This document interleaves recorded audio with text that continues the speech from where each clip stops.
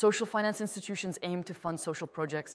There are several types of social finance institutions. For example, foundations, microcredit institutions, crowdfunding platforms, but also credit cooperatives or social and ethical banks. They operate in quite different ways. For example, foundations provide donations, but social and ethical banks offer loans, just like traditional banks. How are decisions made? They are made based on 3 criteria: social, environmental, and economic.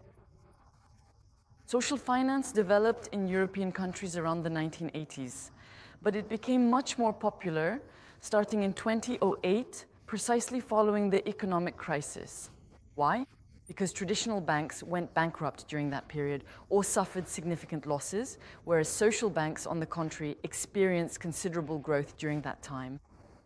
This countercyclical trend can be explained by the model itself, which is an alternative model that stands in opposition to speculative decisions. The social finance model focuses on pillars such as social responsibility, as well as sustainability and transparency. That is why social finance products, such as credit, savings, and insurance, are easy to understand, but also transparent and easy to monitor. There are at least 2 differences between social banks and traditional banks. On one hand, there are the clients. The clients of social banks are generally social enterprises whose goal is to fight poverty or to support fair trade, environmental protection, or education.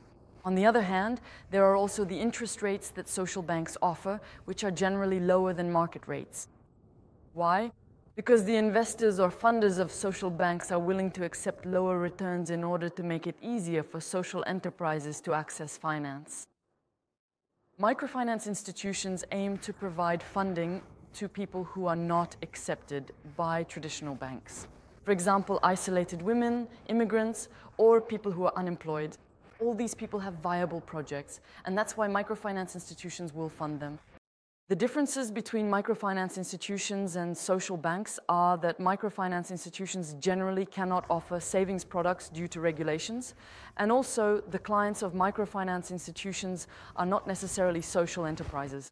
In developing countries, however, there are more commercial microfinance models, and these models fall outside the scope of social finance. To conclude, social finance institutions aim to create a virtuous circle by combining financial services with social benefits. In terms of challenges for the industry, the main issue at the moment is attracting investors as well as motivated savers to ensure the sustainability of this economic model.